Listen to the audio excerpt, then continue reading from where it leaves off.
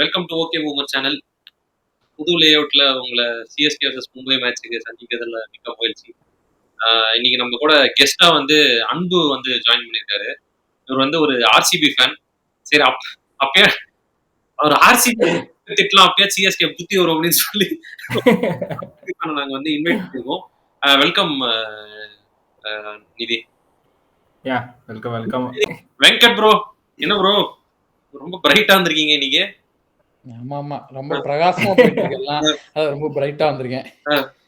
சொல்லுங்க ப்ரோ, என்ன கதை ஆரம்பிச்சுடுங்க. கமான் ஸ்டார்ட் பண்ணுங்க. 1 2 3 சொல்லி ஸ்டார்ட் பண்ணுங்க. ப்ரோ டயர்டா இருக்கேன் ப்ரோ. நீங்க கூப்பிட்டு கமான் ஒண்ணு இல்ல இங்க வரதுக்கு.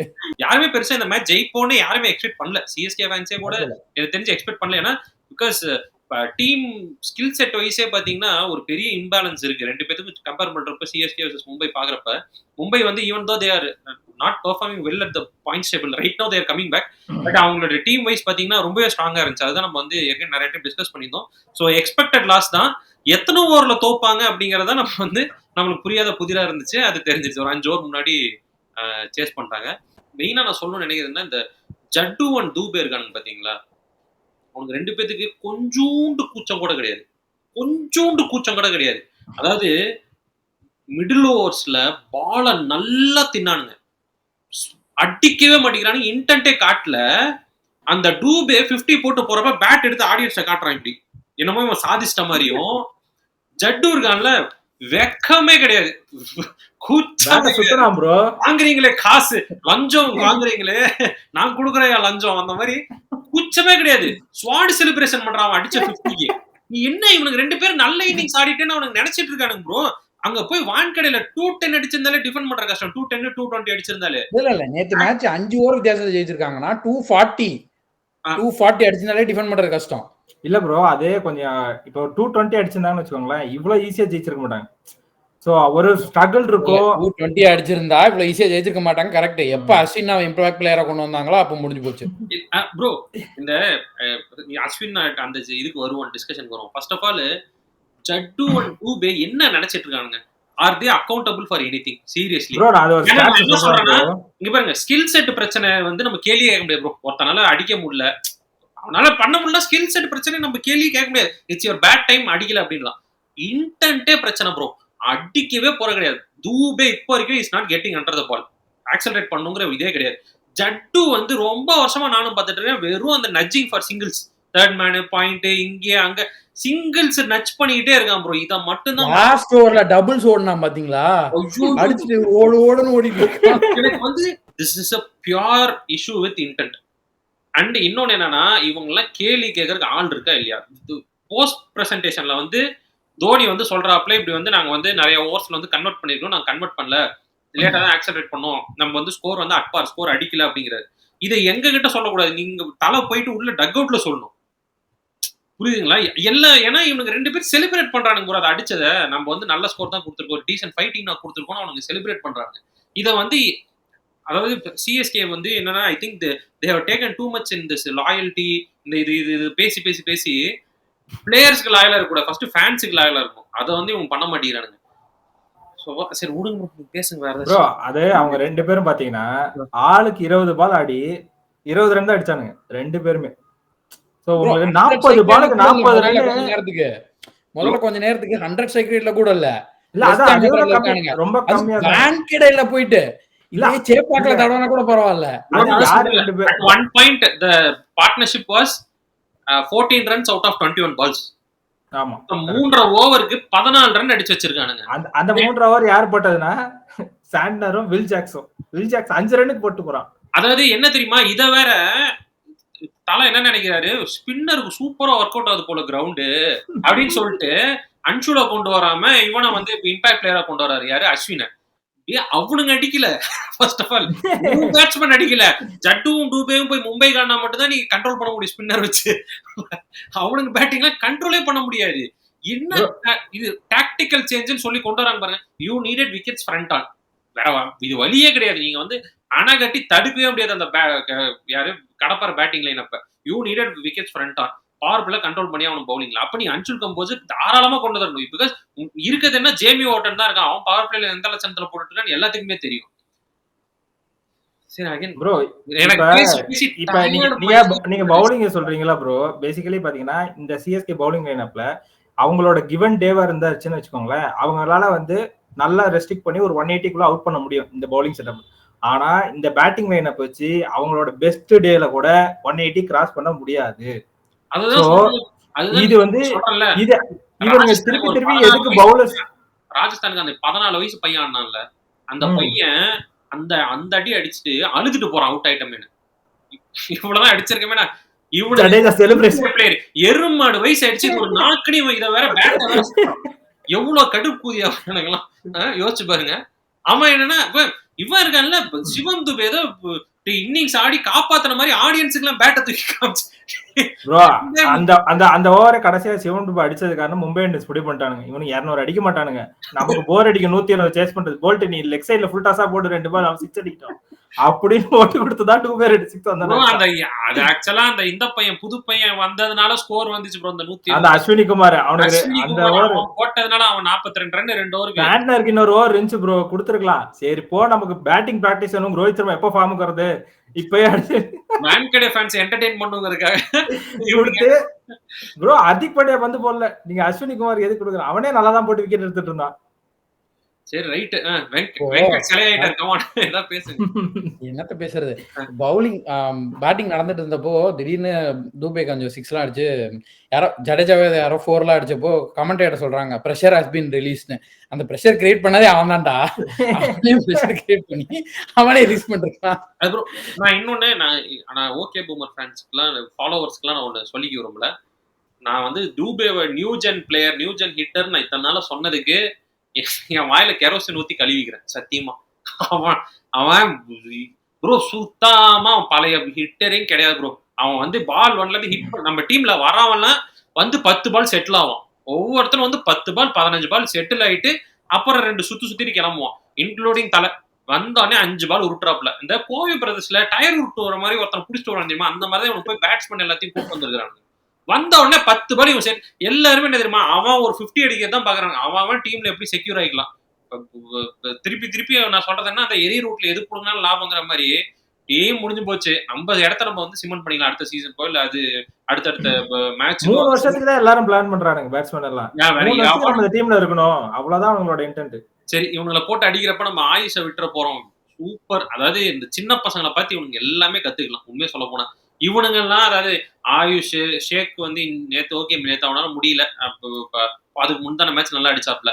நான் என்ன சொல்றேன், இந்த சின்ன பசங்கிட்ட இருக்க இன்டென்டேஜ் அவனுக்கு வந்து 2 சரி வேணாம் எதுவும் சொல்ல வேணாம் ப்ரோ. ஆனா செம கான்ஃபிடண்டா அடிக்கிறான் ப்ரோ ஆயுஷ். வந்து அவனுக்கு இடத்துல போயிட்டு அவனுக்கு மெயின் பவுலர் சப்போர்ட் அவன் இடம் தான் ப்ரோ. அவன் மும்பை டீம் இல்ல அவன் மும்பைக்காக தான் ஆடிட்டு இருக்கான் ப்ரோ. பட் ஸ்டில் இருந்தாலும் அவனுக்கோட பவுலிங் லைன் அப்ப பாருங்க எப்படி இருக்குன்னு. அந்த பவுலிங்க ஒரு பயம் காமிச்சான். லிட்டரலி அந்த ஷாட் அடிக்கும் போது ஒரு செம ரிலீஃப் ஆச்சு. சரி இங்க இருந்து மொமெண்டம் கேரி பண்ணிடுவாங்க அப்படிங்கிற மாதிரி தோணுச்சு. எப்படியோ தோப்பாங்கிறது தெரியும். பட் ஆனா மொமெண்டம் ஒரு மொமெண்டம்காக தான் இத்தனை நாள் சிஎஸ்கே வெயிட் பண்ணிச்சு. அவ்வளவு பெரிய மொமெண்டம் கிரியேட் பண்ணி கொடுத்து அப்படியே உட்காந்துட்டானுங்க. லிட்டரலி இந்த அதுக்கு முன்னாடி ரச்சினும் ஷேக்கூர் தடவுனானுங்க. பவர் பிளேல 48 என்னமோ வந்துச்சு. அது டீசெண்டா வந்தது ஆயுஷ்னாலதான். அந்த பீரியட் மட்டும் தான் ஏதோ 2 வந்துச்சு. ப்ரோ ஃபர்ஸ்ட் 2 அதே பிரச்சனை தான். ஃபர்ஸ்ட் 2 ஓவர்ல பவுண்டரியே இல்லை. பேசிக்கலி நான் வந்து இது வரைக்கும் ஓகே ரச்சின் வந்து பேட்சியா இருக்கான்னு சொல்லிட்டு இருந்தேன். இப்போ தெளிவா தெரிஞ்சிச்சு ரச்சின் வந்து இஸ் அனதர் ஓடிஐ பிளேயர். அவனால 10 பால் 15 பால் நின்று ஸ்டாண்ட் ஆகி ஸ்டெடி ஆகாம அவனால அடிக்க முடியல. அதுவும் அப்பப்போ அடிக்கிறான். எப்போ அடிக்கிறான்னு தெளிவா பாத்தீங்கன்னா பவுலிங் ஒழுங்கா சரியில்லாத டைம்ல, அந்த ஓப்பனிங் பவுலிங் மாசா இல்லாத டைம்ல அடிக்கிறான். எப்போ ஓப்பனிங் பவுலிங் மாசா போடுறாங்களோ அப்ப தப்பிடுறான். என்னன்னா ஜோஃப்ராஜர் நல்லா போட ஆரம்பிச்சானா அங்க ஜோஃப்ராஜரை ஃபார்முக்கு கொண்டு வந்தான். அடுத்து இந்த மும்பை பவுலிங் ஏதாவது ஒரு இடத்துல ஃபாஸ்ட் பவுலிங் நல்லா போட்டாங்கன்னா தடவறான். So Rachin is another big liability. Rachin வந்து போன சீசன்ல இருந்து இதே மாதிரி பேட்சியா தான் இருக்கான். ஆனா ஒரு இப்படி நம்ம பேட்சியா இருக்கான்னு சொல்லுவோமா, அடுத்த மேட்ச் வந்து டக்குன்னு ஒரு 150 ஸ்ட்ரைக் ரேட்ல ஒரு அடி அடிச்சிருவான். சரி ஓகே பரவாயில்லையே அப்படின்னு தோணும். அடுத்த மேட்ச்ல போயிட்டு திருப்பி தடவறான். ஒரு கன்சிஸ்டன்சியே இல்லை ரச்சின்ட்ட. இது அதாவது நம்ம தான் சொல்றேனே 11 பெரிய குத்து சொல்லலான்ற லெவல்ல ஆடுறாங்க. நேரம் வீடியோ பத்தாது. There has been a problem right from start. எல்லாமே பிரச்சனை தான். ஆரம்பத்துல இருந்து எண்ட் வரைக்கும் பிரச்சனை தான்.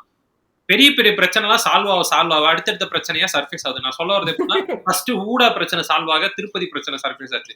திருப்பதி பிரச்சனை சால்வ் ஆக கான்வே பிரச்சனை ஒவ்வொரு பிரச்சனை இப்போ வந்து கடைசியா ஜட்டு டூபேல வந்து நிக்குது. ஜட்டு டூபே பிரச்சனை போனாதான் அடுத்தது என்ன புது பிரச்சனை நம்மளுக்கு தெரியல.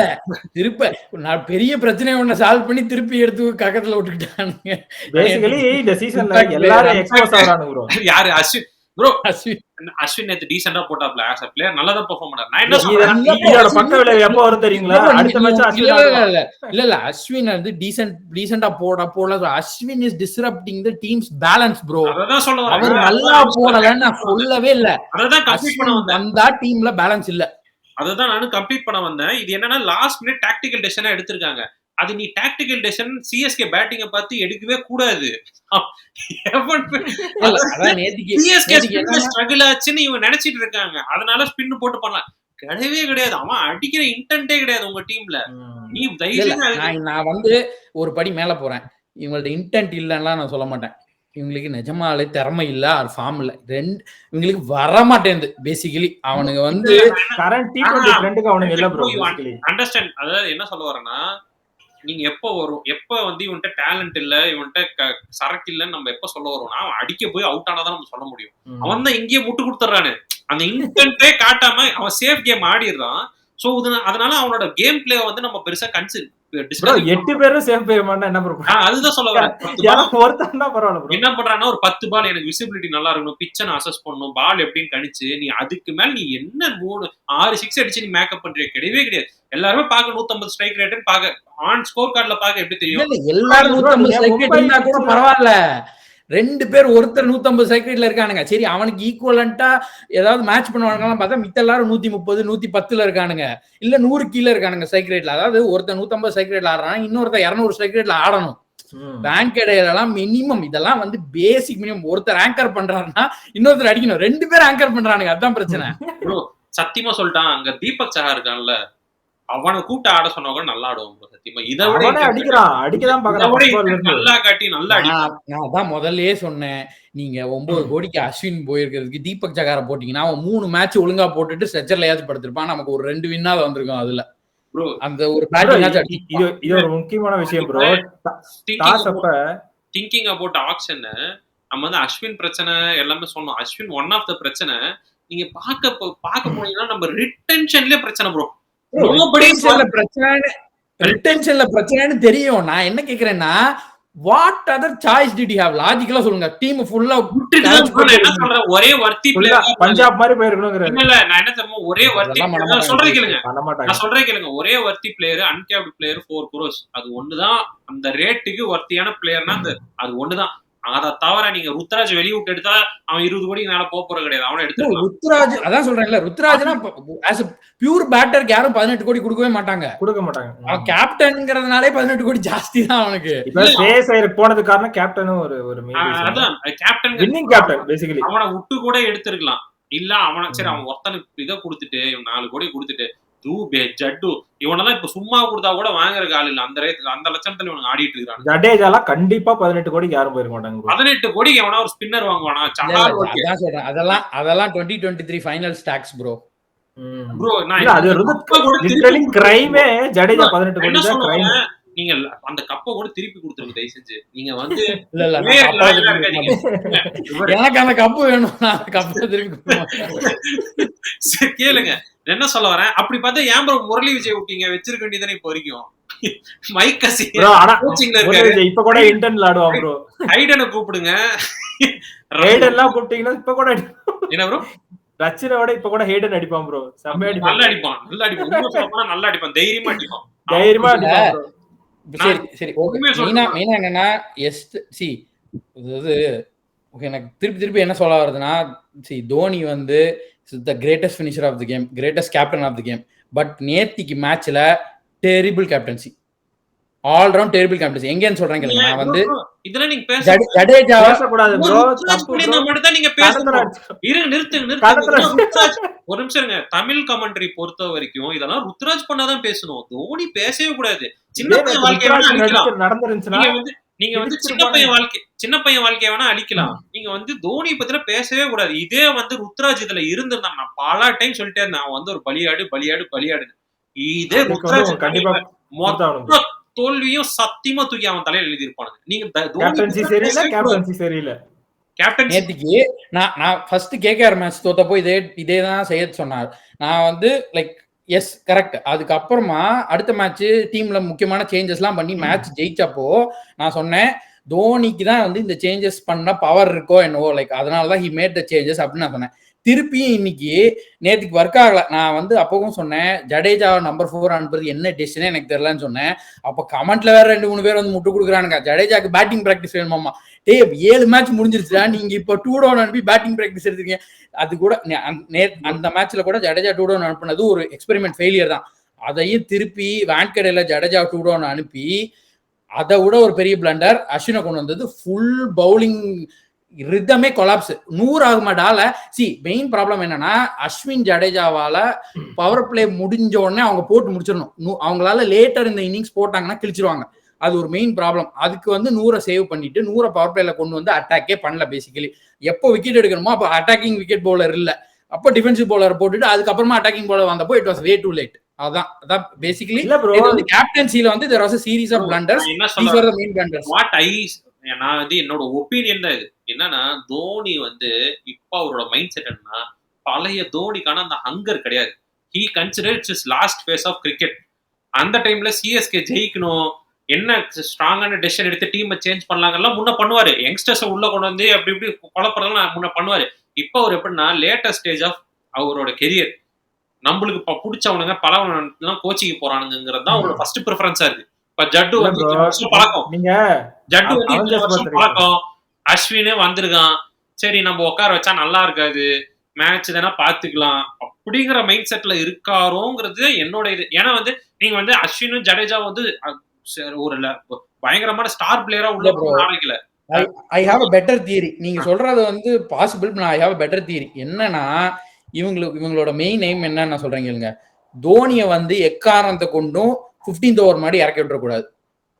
அதுக்கு ஆடுறானுங்க மெயினா. புரியுதுங்களா? லைக் இவங்க வந்து விக்கெட்டை விட்டு தோனி வந்துட்டாருன்னா ஃபுல்லா ஸ்பின் போட்டுருவானுங்க, ஒண்ணுமே பண்ண முடியாது. லைக் தூபே வந்து கடைசி வரைக்கும் நிக்க வைக்கணும், எப்படியாச்சும் அதை கடைசி வரைக்கும் கொண்டு போகணுங்கிறதா இவங்க எய்மா இருக்கு. திரும்பி சொல்றேன் பாருங்க, அது கண்டிப்பா அந்த தியரி இருக்கிறதுக்கான வாய்ப்புகள் கம்மி. ஏன் ரீசன் ஏன் சொல்றேன்னா, அப்படி இருந்தா தோனியே வந்து போஸ்ட் மேட்ச் பர்ஃபார்மன்ஸ் சொல்ல மாட்டாப்ல, இப்படி நாங்க வந்து இந்த ஓவர்ல அடிக்கல, if it was his instruction, அதை வந்து ரீசனா சொல்லியிருக்க மாட்டாப்ல, நாங்க வந்து இதை கன்வெர்ட் பண்ணல. இன்னொன்னு என்னன்னா, தோனி அதை யோசிக்க மாட்டாப்ல, அவருக்கு முன்னாடி ஜேமி ஓர்டன் அனுப்புவாப்ல, இம்பாக்ட் பிளேயரை ஹூடாவை கொண்டு வந்து கூட அனுப்புவாப்ல. நான் போக கூடாதுன்னு முடிவு பண்ணிட்டா போக மாட்டாப்ல ப்ரோ. அது பிரச்சனையே கிடையாது, புரிஞ்சுக்கோங்க. எனக்கு தெரிஞ்ச அந்த தியரி ரீசனே கிடையாது. ஒரே ரீசன் என்ன, இது நான் சத்தியமா தோனியோட மைண்ட் செட் சொல்றேன், அந்த பழைய லாயல்ட்டி, பழைய பழக்கம், அதனால வேணாம், நம்ம கேம் ப்ரையாரிட்டியா வைக்காம பழைய பழக்கத்தை அவர் ப்ரையாரிட்டியா வச்சிருக்கிறது தான் பெரிய பிரச்சனையா இருக்கு. ஜட்டு உண்மையாலுமே லைட்டா ஈகோ பிடிச்சோம் ப்ரோ. உண்மையாலுமே வந்து சின்ன சின்ன விஷயத்துக்குலாம் கோச்சிக்குவோம். அது வந்து நான் ஜட்டு ஈகோ பிடிச்சவனா இல்ல. ஜட்டுக்கு ருத்ராஜுக்கு 18 கோடி கொடுத்து ஜட்டுக்கு 18 கோடி கொடுக்க காரணமே அதுதான். ஜட்டு கம்மியா ஜட்டு வாங்கி டீம்ல ரிட்டென்ஷன் ஆகவே மாட்டான். அதான் சொல்ல வரான். அவன் வந்து ரொம்ப ஈகோ பிடிச்சவன் ப்ரோ. அவன் ஈகோ ஹர்ட் ஆக கூடாதுன்னு, ஏன்னா அவர் வந்து ஒரு மாதிரி செல்லமா பாத்துக்கிறாரு ஜட்டுவை. முன்னெல்லாம் நீங்க ட்விட்டர் இருந்த டைம்ல தலை ஆக்டிவ் வந்தப்பெல்லாம் ஞாபகம் இருக்கா, ஜட்டு வந்து ஜாலியா ஓட்டுவாப்ல. அப்புறம் அதே ஜட்டு வந்து நீ போடக்கூடாதுன்னு தோனியை மிரட்டி மீன்ஸ் ஒரு அன்பு. இதெல்லாம் ஒரு ஜட்டு கேப்டன்சி சேஞ்ச் ஃபெயில் ஆனப்போ ஜட்டு திருப்பி சிஎஸ்கேல கன்டினியூ பண்ணது காரணமே தோனி மட்டும் தான். Jaddu was ready to move out of CSK. நிறைய டைம் பேக் பண்ணிருக்காரு. அதெல்லாம் ஓகே. ஈகோ ஹர்ட் ஆயிடக்கூடாதுன்னு தலை வந்து இப்ப என்னன்னா, அவன் ஈகோ ஹர்ட் ஆயிடக்கூடாது, ஏதாவது நம்ம பையன் அப்படிங்கிற இதுல வந்து பாதி டோர்னமெண்ட் முடிஞ்சு போச்சு ப்ரோ. அதுதான் நான் சொல்றேன். நான் என்ன சொல்றேன்னா, இது ப்ராப்ளம் ஒரே சென்டென்ஸா ப்ராப்ளம் சொல்லணும்னா, CSK is still living on nostalgia. அவ்வளவுதான். அதான் ஒன்லைன் ப்ராப்ளம். இவங்க டாஸ்க்கு முன்னாடி இந்த பிட்ச் ரிப்போர்ட் பாத்தீங்கன்னா ப்ரோ, ஸ்ரீகாந்த் பத்ரிநாத் பண்ணானுங்க. ஸ்ரீகாந்த் என்னங்கறான், சிஎஸ்கே 170 அடிச்சதுன்னா முடிச்சிரும் இந்த பவுலிங். பத்ரிநாத் சீக்கா அப்படி எல்லாம் எடுத்துக்க முடியாது, ஒரு 180 கன்ஃபார்ம் வச்சிருவாங்க. சரி அப்ப சிஎஸ்கே வேணும்ல, அப்ப நம்ம ஒரு 177 அடிச்சா போதும். ஓகே அடிச்சிடலாம். இல்ல இது இந்த தருணத்துல நான் என்ன சொல்ல விரும்புறேன்னா, இப்போ கமெண்ட்ல வந்து டேய் நீங்க எல்லாம் யாரா போய் கிரிக்கெட் ஆடி இருக்கீங்களாடா ஒரு குரூப் கமெண்ட் பண்ணுவோம். ப்ரோ முதல்ல நிஜமாலே கிரிக்கெட் ஆடணும் போய் கேளுங்கடா ஃபர்ஸ்ட். ப்ரோ இல்ல ப்ரோ, மும்பை அதே கிரவுண்ட்ல தானே ப்ரோ ஆடுறானுங்க. நிறைய பேர் வந்து 15 உண்மையிலே நான் வந்து சரி இது நம்ம வந்து பெருமைக்கு சொல்லக்கூடாது. ஆக்சுவலா வந்து நம்மளுக்கு வந்து இப்போ ஒரு நல்ல ட்ராக்ஷன் இருக்கு. இந்த வருஷம் இந்த சீசன்ல பரவாயில்ல, இந்த சேனல் வந்து நல்லா பேசுறாங்க, கொஞ்சம் உடைச்சு உண்மையெல்லாம் பேசுறாங்க அப்படின்னு சொல்லி ஒரு சின்ன ட்ராக்ஷன் இருக்கு. அதுக்கு நாங்க அவ்வளவு ஸ்ட்ராங் இல்லடா, அவனுங்களும் அவ்வளவு வீக்கா இருக்கு. நாங்க சும்மா மூத்தர் சந்தல உட்காந்து பேசுறவங்க மேட்ச் இப்ப எங்களுக்கு கிரிக்கெட் எக்ஸ்பீரியன்ஸ் கிடையாதுண்ணா. பாரு நான் போனா 2 பால் அவுட் ஆயிருவேன், பவுலிங் போட்டா 30 ரன் அடிச்சிருவேன். சரியா? ஆனா எங்களுக்கே தெரியுது இதெல்லாம். ஆனா நாங்க மேட்ச் பாக்குறவங்க இவ்வளவு சொல்ல முடியுது எங்கனால. நாங்க அவ்வளவு ஸ்ட்ராங் இல்ல, மத்தவனும் அவ்வளவு வீக்கா இருக்கிறான் கமெண்ட்ரி.